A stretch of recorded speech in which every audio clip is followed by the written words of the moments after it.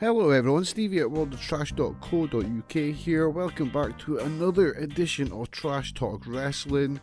Here at Trash Talk Wrestling, we aim to bring you a wrestling-focused podcast each and every week, whether that be an interview or just me and someone else chatting about the past week's wrestling.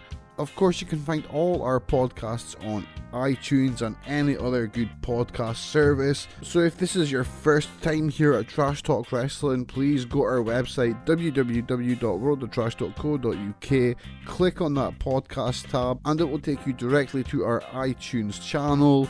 Or of course you can just install your favourite podcast app onto your phone or mobile device, search for World of Trash and you will find us. And hey, you can listen to the previous 2 episodes of Trash Talk Wrestling, including interviews with Scotty Swift and Aspen Faith, both members of the WrestleZone Scotland roster, who have a massive event coming up in Aberdeen's Beach Ballroom. The event is called Aberdeen Anarchy.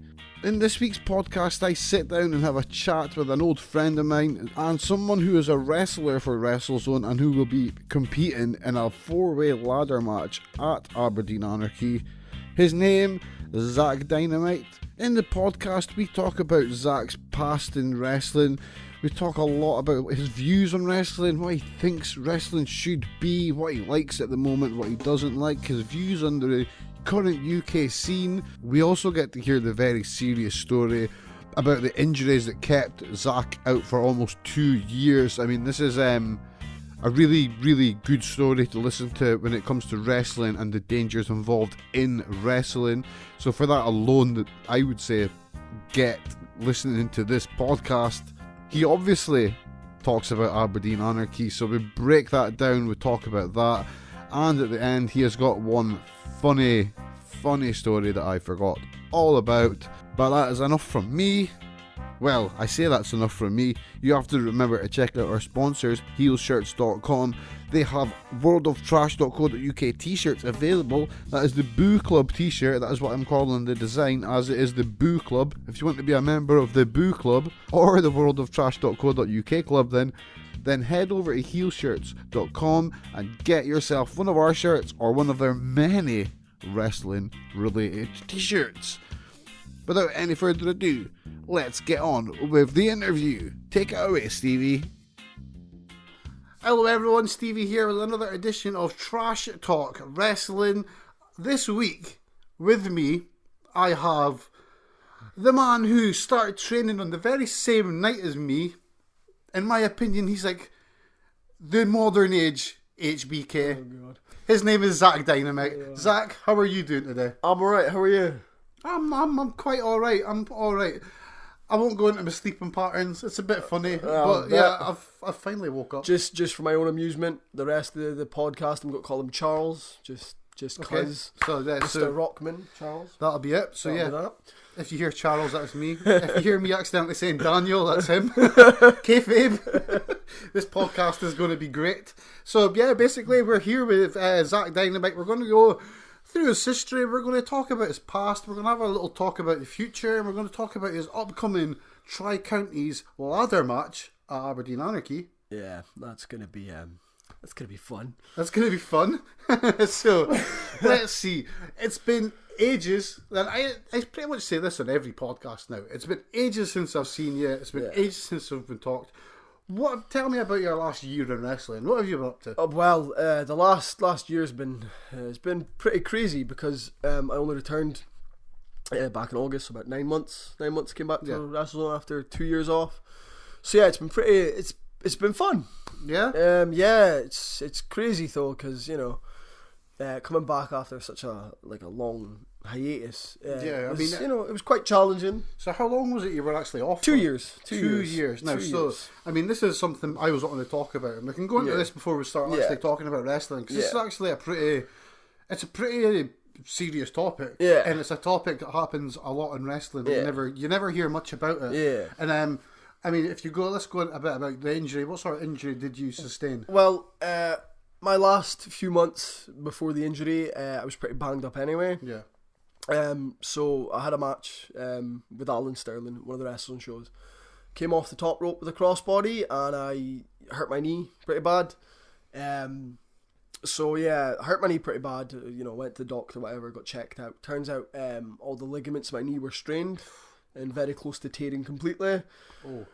My hip was in a pretty bad way. My shoulder, which I broke previously, was giving me some issues, and also, I had a concussion years before. Yeah, and that had started. The concussion issue. Well, talk about that very quickly, because that put you out for 9 months. 9 months, nearly a year. I mean, how was it that came about? Just training. Just a simple, a kick went wrong. Got kicked in the chin. I remember being there at the time. I remember it, and people might not realise this, but wrestling is dangerous. Yes, very much. And this didn't happen in a ring. This happened in training. Yep, in training. This happened in training. Yep. So I mean, we were just going over some stuff and practicing, and got kicked in the chin, and immediately my whole left side of my body went numb. I couldn't feel the left side of my face. Very confused, very disorientated. Yeah. Eventually, went to the hospital, and I had a severe concussion. I couldn't form a sentence for a week properly. It was just very, very hazy. Long story short, I suffered left eye trauma, which is why I got a lazy eye a little bit. And I had a concussion that led to post-concussion syndrome. So I had migraines, whatever. It was a horrible 9 months long recovery time. Concussions are not great. No, they're not great. They're not great at all. I mean, I remember when it all happened. It was really scary because I mean, everyone, you were, if I remember right, you were just on shows. You just started really getting momentum, and then it just happened. Yeah, just happened out the blue. But I came back from that, whatever. Yeah. But going to 2014 when I hurt my knee. It was just a lot of different issues at one time just came crashing down at the same time. So spoke to my doctor, whatever, and I decided it was time to take a break from wrestling just to heal, because I really needed to heal up, because at that point in time I was no longer enjoying it the same because I was hurting so much and just broken down, and sometimes you just need to just get away from it all. So I took the 2 years out, and then I started to get the old itch. The itch came back. And it was about Aberdeen Anarchy of last year is when I started to really... It was coming up to Aberdeen Anarchy of last year, and I was really starting to get, I know what that you mean. Feeling. Yeah. So I spoke to Scotty, had a chat, whatever. Seemed if it was, if it was time to come back on both sides. That's Scotty Smith, by the way. Yes. He's undisputed champion. Yeah, undisputed champion, and he's also the guy that pretty much runs the WrestleZone training academy. Yes. So had a talk and came back, and that was tough coming back, because obviously you're wondering if you can still go like you used to, or if it was how you getting thrown around. And how was your first bumps in the ring? Fine. Yeah, fine. I hurt a little bit. Obviously, it was a bit of a okay. What would you say was the worst move to come back to that you forgot that just sucked? Probably just getting chopped. I knew you were going to say that. Generally, because they just suck. Just so bad. People don't realise it. They just think chops are like, woo, woo. Yeah, no, hate them. That is the one move that, regardless of anything, always hurts. Yeah. There's no such thing as a chop that doesn't hurt. So how are you feeling now? How's good, the knee? How's the concussion syndrome? That's obviously cleared, thankfully. Feeling good. My knee's great. My shoulder's great. My head's great. I feel good. Generally just very, very healthy. Yeah. Which is great. So I returned, Battle of Nations last year in August. That went well. And the last 9 months have just been a lot of fun. Just fun. You know what I mean? Back on the WrestleZone circuit, just doing it. That's it, just doing my thing, and it's been great. And how I was received by everyone. It was I mean, everyone was. I know from being at shows. People missed you. Yeah. And you were missed, and people were like, "Where's Zach Dynamite? Where?" Yeah. And I think it's awesome that you came back. Yeah. And I remember when I seen you on a poster, because I hadn't seen you personally in ages, and you were that's when you weren't on social media, and I seen you on a poster. I was like, Zach's back. I was like, yes. Yeah. And then I think I bumped into you, and we were talking, and it was like, oh, that's so cool. So I mean, it's really good that you're healthy. Yep. and absolutely ready for this. Yeah. You're ready for this ladder match. Yeah. So we'll talk about this ladder match a bit later on. Yep. Because this is going to be a fun conversation. So we mentioned it briefly. We met at the WrestleZone Academy. We did indeed. So you came up through the WrestleZone Training Academy. Yeah. You're another example of what can be produced there. Yeah. What would you say your training was like? It was good. It was really good. I started there August. Yeah, I think it was a September. August or September 2010. I remember because it was a month after my birthday. Yeah. So August or September 2010. Anyway, no, they were really good. They were the best thing they did was they teach you the basics. Yeah. Because the thing that's most important to learn in wrestling, especially, is learn the basics first. Yeah. Because then you can build on it. Yeah. If you don't know your basics, then you're pretty much screwed. Yeah. So that's like, I can't praise the training academy enough, because they will make sure you've got all your basics and you're 100% ready before anything else. So yeah, the training academy was great. Like I say, it teaches you all your basics and lets you learn and develop at your own pace. Mm-hmm. It never feels this pressure to rush, or it's wrong if you take a bit longer to learn. They're very, very supportive, very reassuring, and they've you feel supported in the training academy. And if you're looking to get in wrestling in Aberdeen, I definitely recommend it. Yeah, without question. Yeah, especially with the new facility as well we've got, with the ring up all the time, which we didn't have to start. No, I mean when we started, we did not have a ring to train. We did not. We could only train in a ring if there was a show. Yeah. We had hard wooden floors and mats, thin gym mats, which just hurt. The training was man. I missed those days of bumping on wooden floors. Yeah, that day I had to do 600 bumps or whatever it was, because they were getting a bit sloppy. So the whole night of nothing but bumps. Oh yeah, I remember that. That was. I don't know if it was 600. That might be an over exaggeration. I think it was 300. Something like that. It was a living hell. Yeah, our bumps were pretty sloppy. So they're like, they're gonna bump all night. What? Bump on just these thin mats, and man, it was fun. It was fun. I enjoyed it, but I like punishment apparently. What do you have to say? I mean, we'll follow on from that. I mean, from our training, because we had to train on wooden floors. What was it like when you got into the ring to train? From the difference from the floor? Well, see, for us, because we didn't get the ring often, the ring was very much a privilege. Mm-hmm. It was very much a privilege to be in the ring. Yeah. The ring was great. Because the floor you'd hit, then nothing. Yeah. At least the ring gives you a little something, not a lot though. Mm-hmm. But yeah, just being in the ring was great. Always a lot of fun. I've been in the ring. It's like home. I've just got a little tidbit to put in here from one of our first times in the ring. Oh god! And it was do you remember the training session that I think it was TJ Rage took over, but it was supposed to be what's her name? Carmel Jacobs. Yeah, it was. Yeah. She was supposed to do it, and TJ Rage just told you to hurricanrana on me, and we had never done that before as well. And I just landed on my shoulder, separated shoulder. I do remember that. That was just a fun little anecdote to put in there. Yeah, he was forced to hurricanrana on me.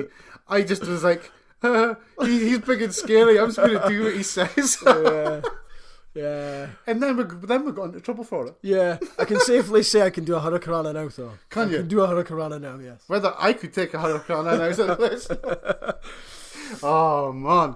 So, wrestling, you're known for wrestling at WrestleZone.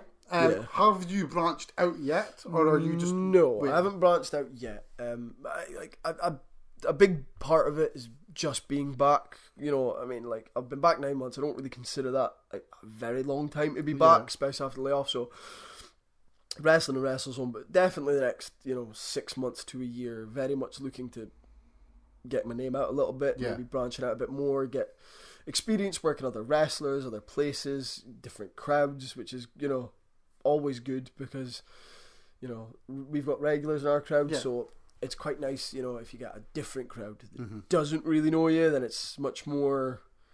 You got to do your job. Yeah, that's it. It's much more of a challenge to maybe get the reactions you're used to getting, and you need to work a little bit smarter, a little bit different. So yeah, I'm quite looking forward to hopefully get my name out there in the next 6 months. Is there any promotions that you've got your eye on you'd maybe want to send a tape to? I guess for me it's more... I mean, I'll just send out to, you know, where Discovery would probably be a big one. Yeah. Discovery, they've got a cool thing going on down there. I just want to really do my thing, and hopefully, you know, See, you could let them come to you. not necessarily No. that, just, you know, do my thing, stick out some tapes or whatever, and get in contact with different promotions and see if they, you know, if they like what they see, or, you know. I mean, you're a pretty laid back guy, so I'd imagine you're just taking it. As it comes. Yeah. Is there anyone in the UK scene you'd like to work just now? Oh, well, quite a few. I mean, I got to work Andy Wilde not long ago. That was on my bucket list. So let's speak about this Andy Wilde match.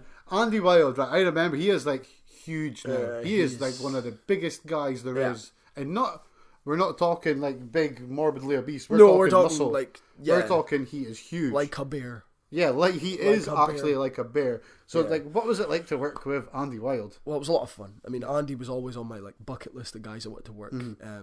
Tremendous respect for him. You know, like what he does. I think he's really, really good. Yeah. And like, especially as he is now, being bigger and stuff, it's like I saw the dynamic and I'm like, that'd be fun. Like, you know, I'm quite a small dude. And he's this big old bear, so I was like, cool. I got the match with him. And I don't think I've ever been in a ring with a man that legitimately strong before. Yeah. Like, he threw me around like I was a small child. Like, just launched me like across the ring. I mean, it was hard landings, and it was a long night. It was a fun, but it hurt. Like, he gave me a belly to belly suplex, and he threw me, but he never had to leave his feet, or even like, he just launched me from where he was right over his head across the ring, and I was like, what?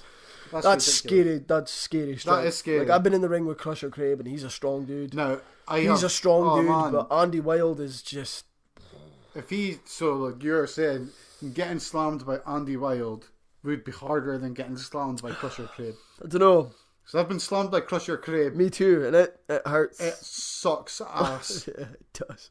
He enjoys hurting people. I'd say Andy Wilde's chops are definitely a lot harsher. Ooh, and I mean, Crushers are harsh. Like, don't get me wrong, Crusher does some damage, but Andy Wilde's chops, man. If we're talking chops, have you ever worked at BT Gun? No, never had the privilege. He's another guy I'd quite like to get in there with. No, his chops. Yeah. He's probably got the hardest chops on the planet. I've heard stories. Oh, I've seen. His chops are a thing of wonder. I'm surprised he doesn't chop someone's chest off. It's like absolutely ridiculous. But, Andy Wilde, loved working him.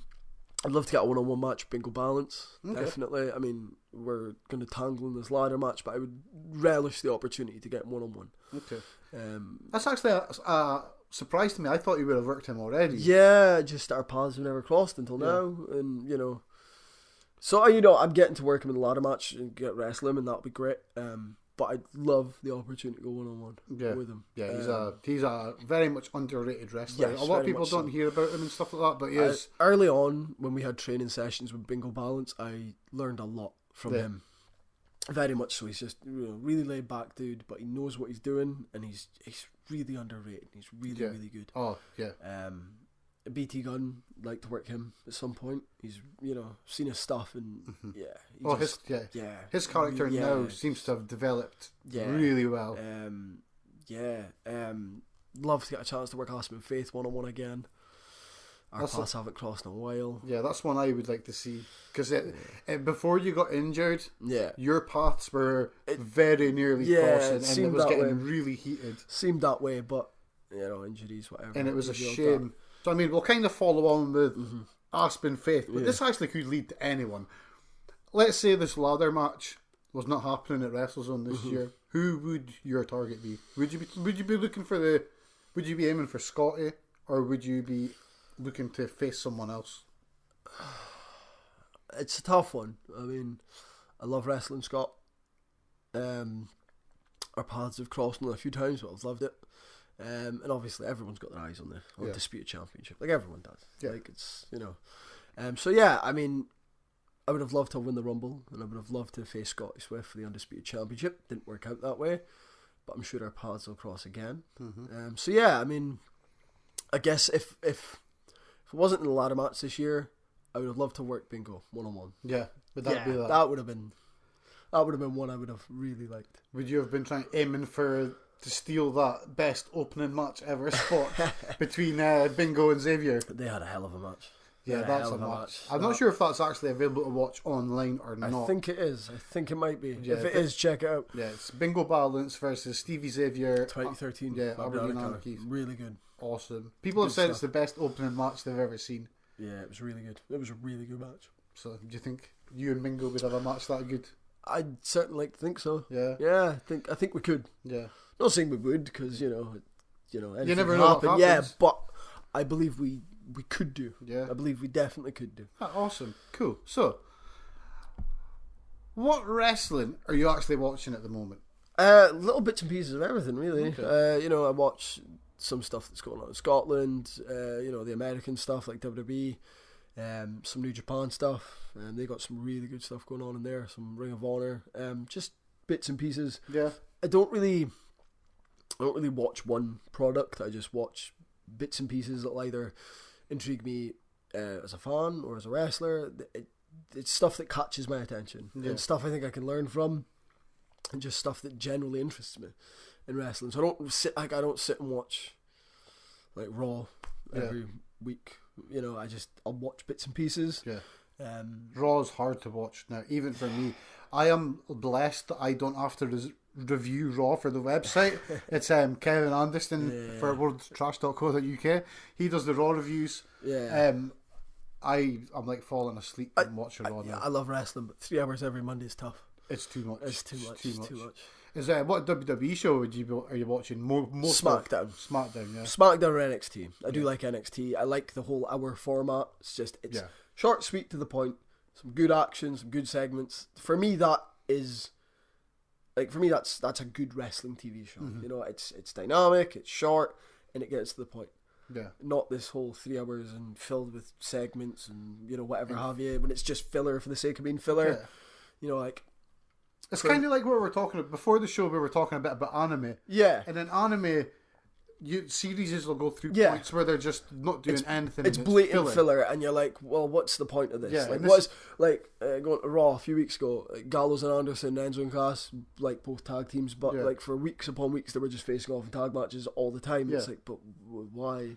Yeah. Why is it doing this? So yeah, it's just filler. Yeah, it is. And I'm very much in the belief of I like how in NXT the champ isn't on TV every week. Yeah. Because he doesn't have to be. Yeah. And when he is on TV, it's a bigger deal.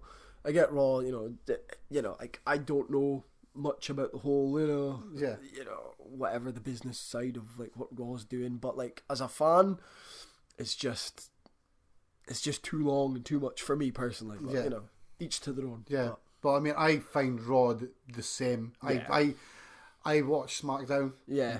Thankfully, I review. I like SmackDown. I do like SmackDown generally. I think it's got some. It's more of a sports base, which I quite like. I love the old NWA stuff. The old NWA, Flair and Rhodes, Magnum TA.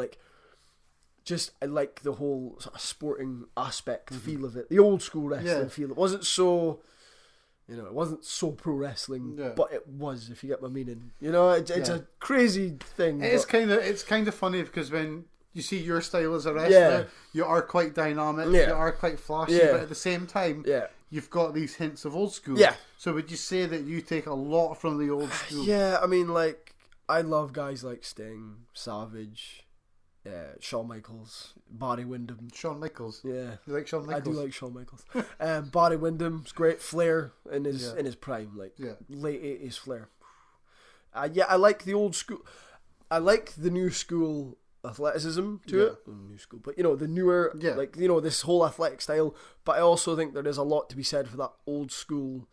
Each match is a story. Like Bret Hart, every match was a story. So I did try and at least somewhat mix the newer side with some of the old school stuff to make sort of like a hybrid. That's just for me. That's good. Pro wrestling, and that to me sounds a lot like the modern British style, and what that is becoming. The modern British style is taking these dynamic aspects, it's taking these old school and storytelling, and fitting it all together in this nice little package. Yeah, that's really cool. I mean, who's your favourite wrestler from the old times then? Oh, it depends which era. Let's say from 85 or before. Ooh, and then we'll do your favourite wrestler of all time. Okay, from 85. So if we're going, let's go old school. If we're going 85 to 95, say, it would be Randy Savage. Yeah, the Macho Man. He was great. If we're going 95 onwards, Shawn Michaels. Oh, I knew that was coming. But yeah, Randy Savage. Like Randy Savage in the mid to late 80s was just awesome. Yeah, like, Randy Savage anytime was pretty much just awesome. Yeah. But like, if you look at his old stuff, man, Randy Savage was the man. Like. I just loved how crazy he was. Yeah, and absolutely. how he just got away with it. yeah, absolutely. Like he was a great heel, because he knew what to. He was a great babyface because as a heel he knew what to give the fans and he knew what to take away from them. So when he was a babyface, he just all those things he took away, he now gave them. Like if you look at the matches he had as a heel, first 2 minutes of every Macho Man match, he'd go out the ring and showboat, stall around the ring, yada yada yada. Heat because boo, you fucking suck. Yeah. You switch him to babyface, and immediately he was on the offense with elbows and punches and jabs and axe handles, and it's like yes. Once again, it was just he was smart enough to go, well, this is what they like, so I'm going to take this away and stall, and that'll get instant heat. But when I'm a babyface, wham, just go right at it. Just old school and just incredibly smart. You just made him sound so amazing. Savage is you put that very eloquently. I'm impressed. So it's the cliche question time. That's why it says in my notes cliche question. Cliche. Because it is the cliche question, and I know who you're going to answer. Because I just know this is who you are. Who's your favourite wrestler? Favourite wrestler of all time is Shawn Michaels. Because how do you argue he's the greatest of all time? No. In my opinion, anyway. It was funny when you first came into training. You were Shawn Michaels. Well, let me just say something, right? I'm not that good. On day one of training, he came in and he did a kip up. No one at the WrestleZone school could do kip ups. Now everyone does them. Yeah, he just came in day one, kip up. Everyone was like, "Are you having a laugh?" Yeah, I love Shawn Michaels. He's my favourite wrestler. Right now, active would be AJ Styles. Yeah, because I think he's just firing on all cylinders. AJ Styles is like, just look at anything he's done over the last 4 years in New Japan and now in he's just on all cylinders. He's great. Yeah. I would agree with you to an extent. I think that WWE could give him more. I think he could be a lot hotter than he is just now. I mean, he could be, but with the stuff he's been given, he's made gold with it every time. Yeah. And I think to me that's the testament of a really good wrestler and a really great worker is getting something and just making it work. Just making it work and getting it over. Like that to me is a great wrestler. I mean, to me, you got a good match out of Shane McMahon, like, you know what I mean? My opinion is like it takes two people to have a great match, certainly. Yeah. But AJ was able to get that match out of Shane McMahon. Yeah. He was able to get that out of him. I don't think anyone else could have. No. Because AJ knows how a match goes. He knows how to make. They wrestled an AJ Styles match, but they made it look like a Shane McMahon match. Mm-hmm. Like, it's all the stuff Shane would do, the dives, the weapons, whatever. And it looked like a Shane McMahon match, but it was an AJ Styles doing a Shane McMahon match, in my opinion, for what it's worth. But yeah, great, like AJ Styles. It was a good match. It was like, it surprised the crap out of it. And it helped. It went on first, certainly helped. Yeah. There was less expectations that way, and I don't think anyone was really expecting anything of it. There was zero and expectations. After the match, I was like, man, I really enjoyed that. Yeah, same. Like, I couldn't really fault it very much. I was like, that was a really good match. Like, that was really good. Yeah. I couldn't believe it. I was just like, I did, because I said for weeks, I was like, if anyone's going to get a great match out of Shane O'Mac, it's going to be AJ Styles. Yeah, I mean, there's the term that someone could work with a broom. Yeah, AJ Styles could. Yeah, AJ Styles could. And Kenny Omega. Kenny Omega's really good. Yeah. He's really good. He could work 2 brooms. I think he already has, actually. Maybe not 2, but I think he's worked a broom. I know he's worked a small child anyway. Yeah, he's worked a that match is brilliant. Like, I can't remember if it's Yoshiko or something like that, but it's Kenny Omega versus a 7-year-old girl, and he gets a brilliant match out of a 7-year-old girl. It's ridiculous. Kenny Omega. Awesome, man. I mean, Kenny Omega, he's been at the UK quite a bit recently, so we'll talk about the UK scene. What are your thoughts on the current UK scene? It's great. It's going through a massive boom. If you'd told me when I started, 7 years ago or whatever, that all this great stuff would be happening in the UK, like, you know, Matt Riddle coming up, the Young Bucks, Kenny Omega, all like ICW doing the Hydro and stuff, like, I wouldn't have believed you. Yeah. Or like WrestleZone doing the Ballroom. Yeah. You know, Yeah. 4 or 5 years now in a row, sellouts. No. You know what I mean? Like, I wouldn't have believed you. And it's a great time to be a wrestler on the British scene because it's going through a massive boom. People are into it, and I believe that's because there's a lot of good guys out there really just busting their ass and really trying to make British wrestling a big deal now. Yeah.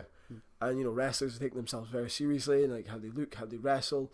It's a great time to be in British wrestling. I would definitely say so. Definitely. I mean, before we recorded this, we went and watched a match. It was Marty Scurll versus Will Ospreay, Battle of Super Juniors from a couple of days ago, and that's 2 British wrestlers, and making waves over in Japan. Would that go along with your views on British wrestling? They're 2 guys, like, you know, Marty Scurll especially recently, he's reinvented himself, and my God, he's hot, like, he's really hot. It's like those are 2 British wrestlers that are very good at what they do, and they're making waves in Japan, so it's a good thing for British wrestling. It's just a really good thing for all British wrestling. So, Zach, what are your current goals in wrestling at the moment? Just like right now, I mean, obviously Anarchy to win the Tri-Counties Championship. That's the big one right now. To carry on working my way up WrestleZone, you know, put on great matches for WrestleZone. Also, just to branch out and just like my main goals right now for the next year, as we said earlier, is just to start making a name for myself out with WrestleZone. Start getting booked to other places. Right now, that is my goals in wrestling. Right now. Cool. You heard it, promoters. If you're a promoter and you're listening, Zach Dynamite, you can find him on Facebook. Yeah. So, of course... Plug in Facebook. Yeah, Facebook. Book him. Blatant. So, of course, it is Aberdeen Anarchy season. Yep. We're in Aberdeen. Yeah. We're here and we're going to talk about We're here and we're going to talk a bit about Aberdeen Anarchy. Yes, we are indeed. You have not been on an Aberdeen Anarchy show in 3 years now. It's been 3 years since my last one. So obviously we know kind of why you've not been there. You've had injuries. That's what's kept me out. Yeah. Injuries, time off. Yeah. So what's your mindset going into Aberdeen Anarchy this year? Well, my mindset in Anarchy this year is I'm really looking forward to it. Like it's just like purely for selfish reasons. Ladder match has always been on my bucket list to do. Like a ladder match has always been one of those things. Like one time I'd really like to do a ladder match. Yeah. So to get to do it this year at Anarchy is special to me, and also I'm just something that's, you know, very exciting for me to be a part of. And, you know, going back to Anarchy this year it's special for me because, you know, having missed the last 3 Anarchies, to be back in such a high profile spot at this year's Aberdeen Anarchy, you know, wrestling for a championship in a ladder match, it is a big deal for me personally, that people have that much faith in me to put me in that match. Yeah. So yeah, very, very excited and just very grateful to be part of it all, because I mean, honestly, I was not really expecting to be part of this year's one. Just coming back in August, I didn't know, you know, I mean, guys have been busting their tails for ages, you know, years, whatever. It's just, it's important for me to be back on this show, so and it's very exciting and just very, I'm just going to go out there and just, you know, try and have the best match possible. Any nerves? No, just excitement. No nerves, just excitement. Awesome. That's really cool. So of course the match you're in is a ladder match. It is a 4-way ladder match, and it is for the new WrestleZone Tri-Counties Championship. So first we'll talk a bit about the match, but first of all, what's your thoughts on the belt? I think it's great. I honestly, I think it's good to have a third belt in WrestleZone. We've obviously got the tag titles, we've got the undisputed title. It's very nice to have something for the rest of the roster that maybe aren't in a tag team or quite at that undisputed title picture yet. So to have that belt there, I think is a great idea, and it just, you know, it gives just a well-needed boost to shows. I think. I feel, you know, some extra drama for matches now because there's a new belt. And for me personally, going into this ladder match and being for the new championship is like, you can always be the next champion. It's very rare you can be the first champion. Oh, that is you know what I mean? That's like, a soundbite right very, there. I know, it's very really rare good. you can be the first champion. in terms of WrestleZone, if you're the first Tri-Counties champion, like that's your name. Yeah. You know, etched in WrestleZone history. You are the first champion. And like for me personally, you know, I assume it's the same for the other three guys in this match, but this belt is, you know, it's brand new, whatever. It's up to us, and it being its first 4 challengers, whatever, the first 4 guys fighting for it. It's up to us to make it prestigious. It's up to us to make it mean more, mean something more than, you know, it's not just a belt. It's like what they say, it's not the belt that makes the wrestlers, it's the wrestlers that make the belt. Yeah. So for us, we're going to, I assume the mindset is saying we're going to go out there at Anarchy, we're going to bust our ass, and we're going to leave it all in there for that championship. Yeah. So the last podcast, talking about the Tri-Counties Championship, Aspen Faith, he's so do you not have a very good feelings about Aspen? Me and Aspen have been going at it for years now. Yeah. We pretty much came up at the same time, and like, you know, we used to look at each other as a reflection in a cracked mirror. Yeah. You know, we both wrestle a very physical style. We both, you know, bring our A game all the time, but the way we go about it's very, very different. Yeah. And like I say, there's always been unresolved issues between me and Aspen Faith. You know, I beat him, he beats me. There's never been, you know, who's better. Like for me and him, it's always been who's the better man. Yeah. Like who really is the better man between us. And we've never really had a chance to find that out. In Anarchy, we're going to take a step to find out who is the better man. This is true. I mean, he told us in the last podcast that he thinks this is the work rate belt. Yes, I agree. And that's cool. I mean, his outlook on this match is that Bingo's too nice. Yeah. Tucker's a bit past it, and you've had injuries. Yeah. So what do you say to that? And what would you be thinking of Aspen? Because he's looking at it like that way. Yeah. Although he's the man that's scared of heights. Aspen. So. The problem for Aspen Faith is very simple.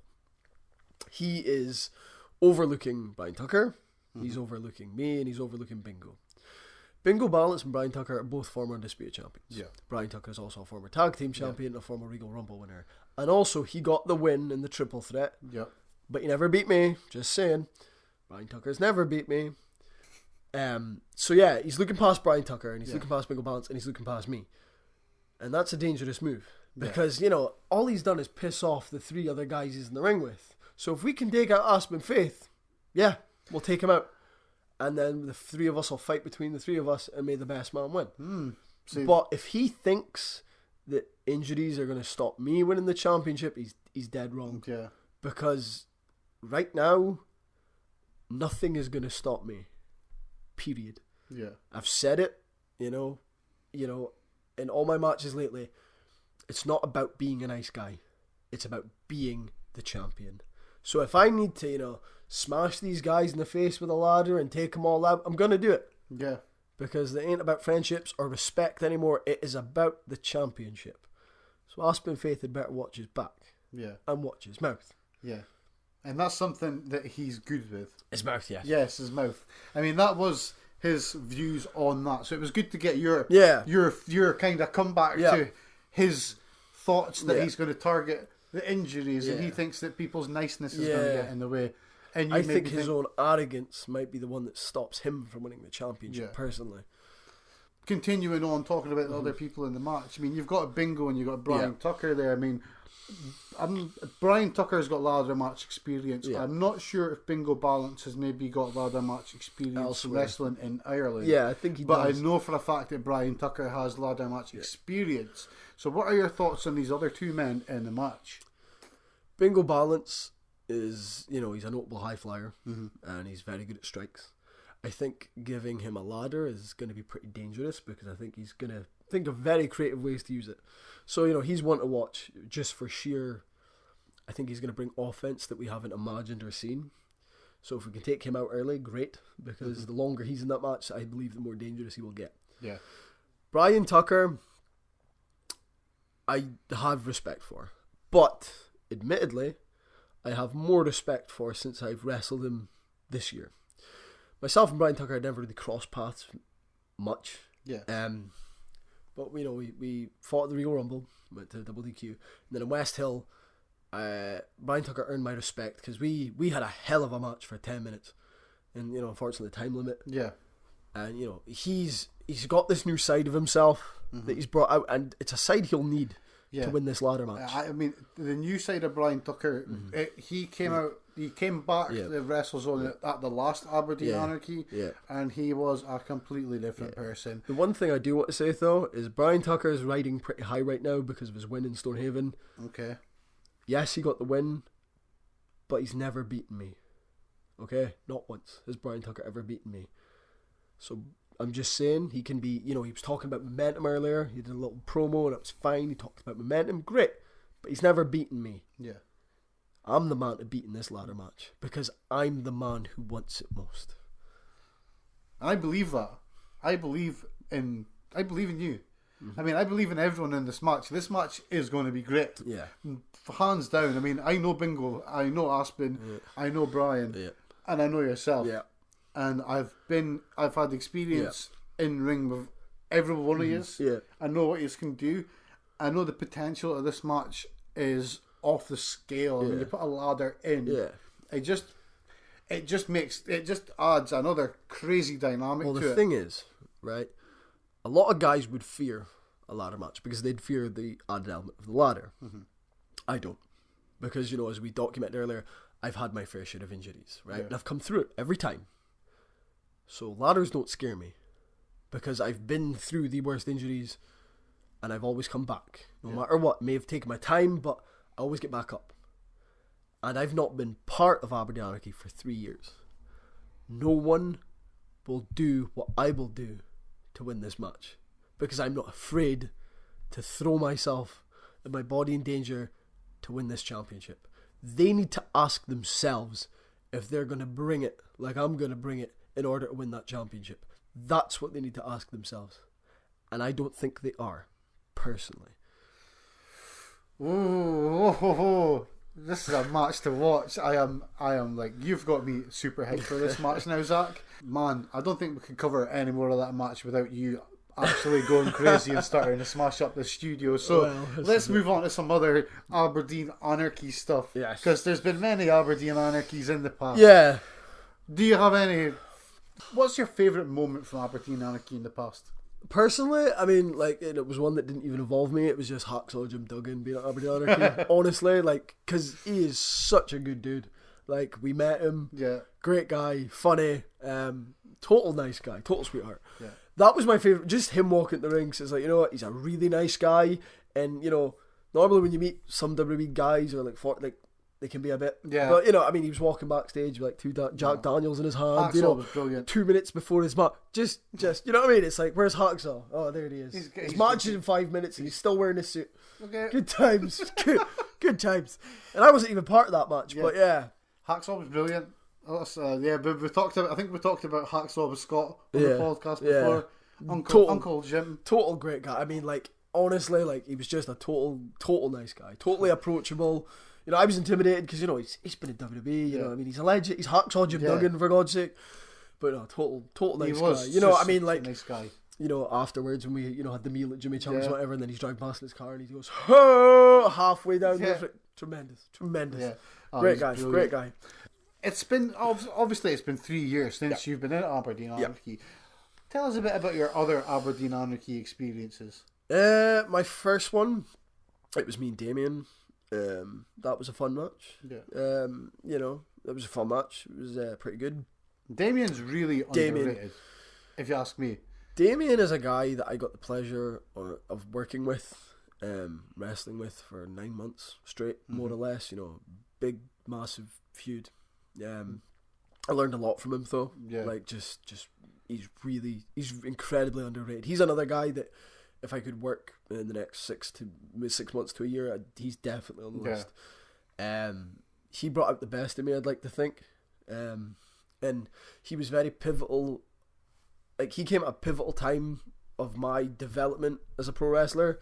That feud with him really got me to that next level that I couldn't get on my own. I needed him to get me there. I needed that blood feud to get me to that next level, to, you know, to have those level of matches. Yeah.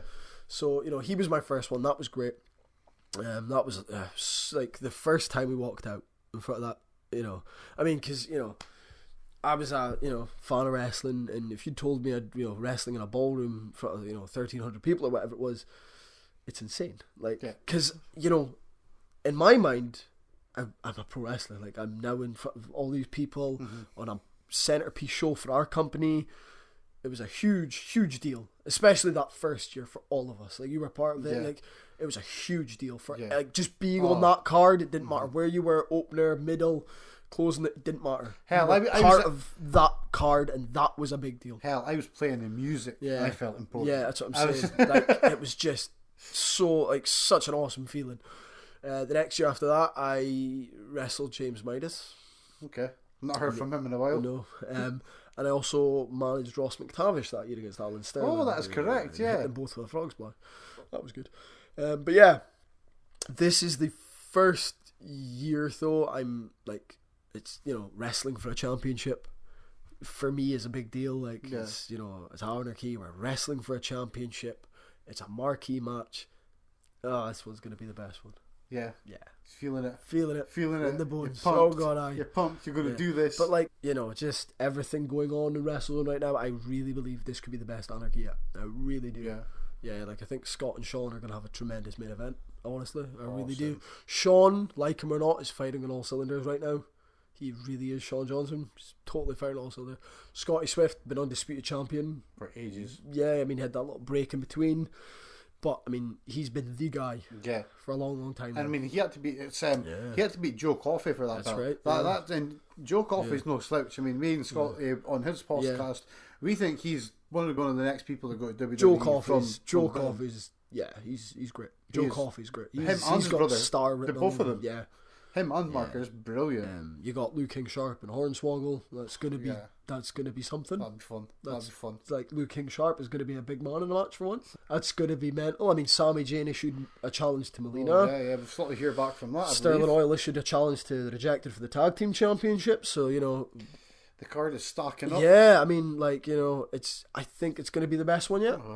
Just top to bottom. I think the roster's loaded right now. I just think it's got everything. I think it's going to be a great one. Yeah, definitely. So, definitely. If you're wanting your tickets for Aberdeen Anarchy, the best way to get them is to go onto the Aberdeen Performing Arts website. Just go to Google, Aberdeen Performing Arts, look for the WrestleZone tickets, Beach Ballroom Aberdeen. Go on, get your tickets. I believe they're only about £15. 15 to 17, yeah, £15 to £17. Yeah. It's not expensive. Yeah. And trust me, it's going to be a great night of action.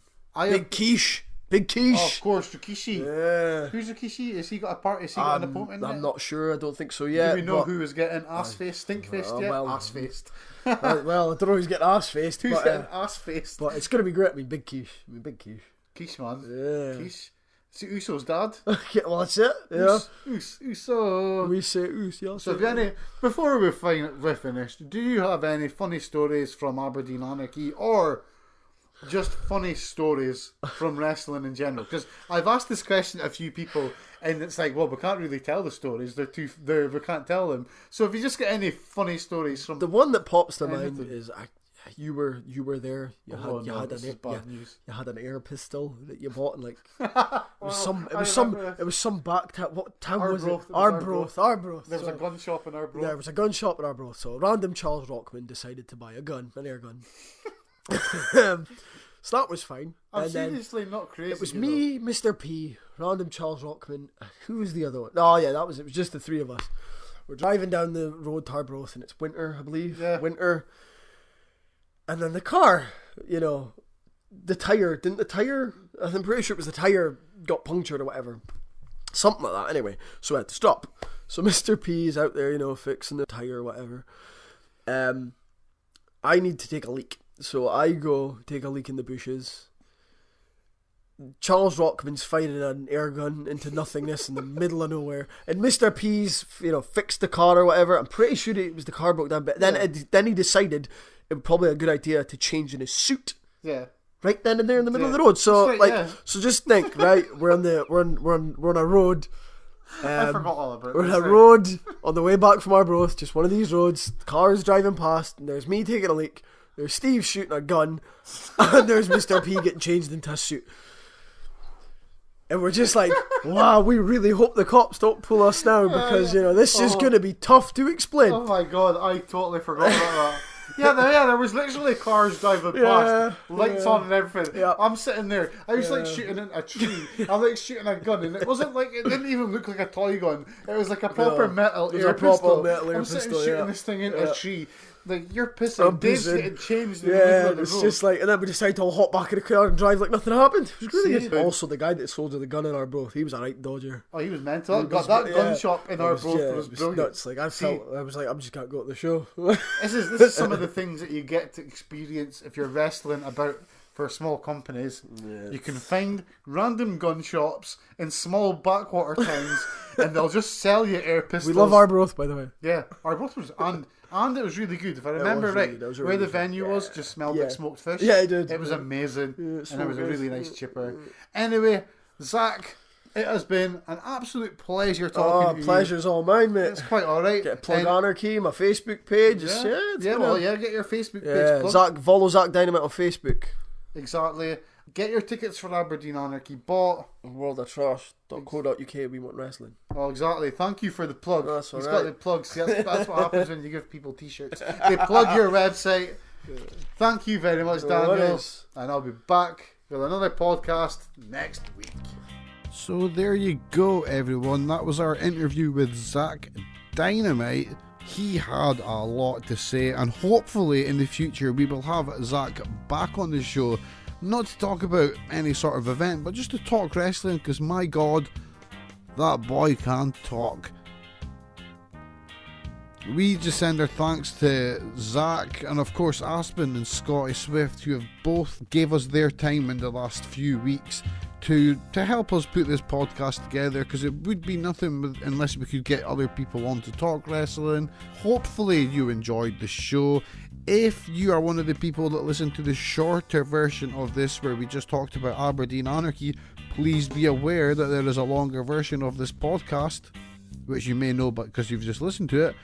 But if you didn't know, go to worldoftrash.co.uk, hit that podcast tab and it'll take you to our iTunes channel, or just install whatever podcast app you want in your phone and you should be able to find us just by searching World of Trash. You will find all our Trash Talk Wrestling podcasts, as well as the old ones where we talked about all sorts of random stuff if you really want to go listen to them. But yeah, that's it. Thanks for listening. Remember and check out heelshirts.com for some wrestling shirts. We'll be back next week where it'll be me. I may have a guest. It may just be me, where I'll be talking about the past week's wrestling, including the WWE UK Championship, because I have quite a lot to say on this event, and I'm going to say it next week. Thanks for listening. Catch you soon.